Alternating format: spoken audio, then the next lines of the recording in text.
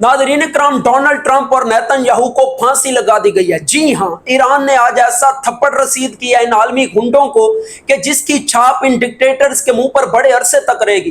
Tehran में बाकायदा तौर पर ट्रंप और नेतन्याहू के मुजस्मे बनाए गए, एक मुकम्मल सेरेमनी रखी गई, लोग जमा हुए, फांसी के फंदे बनाए गए, इन दोनों मुजस्मों को लाया गया, इन पर लानतें भेजी गई, फिर इन्हें बाकायदा तौर पर इनके गलों में रस्सियां डाल के और इन्हें फांसी पर लटका दिया गया। और फिर बहुत से ईरानी ऑफिशियल्स की जानिब से भी ये वीडियो मुख्तलिफ प्लेटफॉर्म्स के जरिए वायरल की गई, ट्रंप तक पहुंचाई गई। ये ईरान और अमेरिका जंग में एक बड़ा ट्विस्ट है।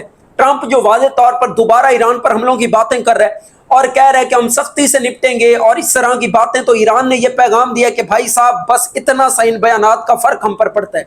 इन्होंने कसम खाई है कि वो खामनाई के कत्ल का बदला लेंगे, आज नहीं तो कल सही ये काम होकर रहेगा और ट्रंप और नेतन्याहू निशाना होंगे, क्योंकि यही ईरान पर हमलों में मुलविस है। इन्हीं वजह से ईरान में बड़ी तबाही हुई है, बच्चों की शहादतें हुई हैं, वो जो मिनाब वाला वाकया हुआ था। और फिर अब ट्रंप ईरान पर माशी पाबंदियों वाला फंदा तैयार कर रहे हैं।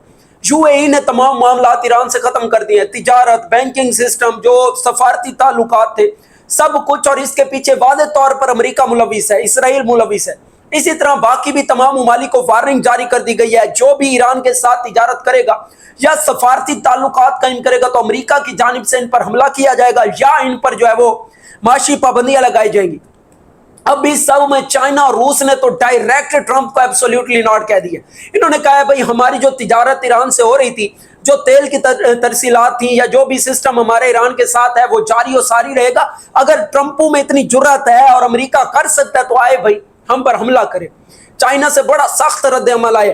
इस सब मामले में अब पाकिस्तान एक बार फिर बड़ा किरदार अदा कर रहे हैं। अब्बास इराक़ची और field marshal general Asim Munir साहब की कल जब टेलीफोनिक राब्ता हुआ था और फिर कल फील्ड मार्शल साहब ईरान जा रहे हैं। इससे कबल मोहसिन नकवी साहब भी ईरान गए थे। अमेरिका और ईरान जंग में बड़ा किरदार पाकिस्तान ने अदा किया, इस जंग बंदी में भी और फिर जंग बंदी की तोसी में भी, क्योंकि 60 दिन मुकम्मल हो चुके थे, जंग दोबारा शुरू होने लगी थी, इसी दहाने पर थी।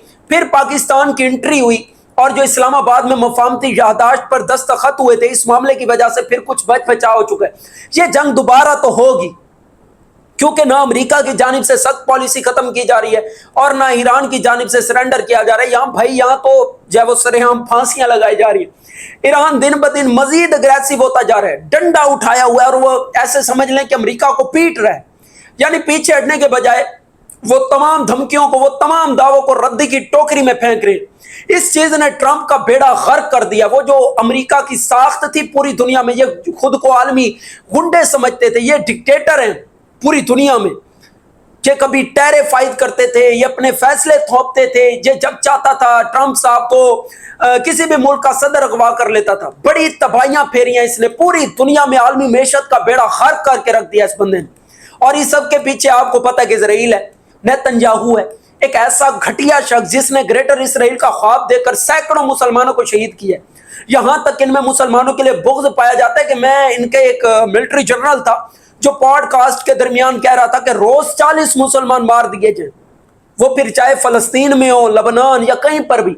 यानी ये इतना हकीर समझते हैं। मैं तो हैरान हूं पूरी दुनिया पर कि क्यों खामोश है, क्यों ईरान अकेला तने तनहा लड़ रहे। इन खलीजी ममालिक को चाहिए था ईरान का साथ देते और इनका मुंह तोड़ देते, मगर अफसोस के जो गुलामी की बेड़ियां इन्होंने पहनी हुई हैं वो ऐसा करने नहीं देते। बहरहाल ईरान ने ये सारे काम करके वादे पैगाम दिया कि भाई जो मर्जी कर लो, हम पीछे नहीं हटेंगे। जितना हो सके इस वीडियो को ज्यादा से ज्यादा शेयर कीजिएगा, पेज को फॉलो कर लीजिएगा ताकि आने वाली तमाम अपडेट्स आप तक बर वक्त पहुंच सके। Thanks for watching this video. Allah Hafiz.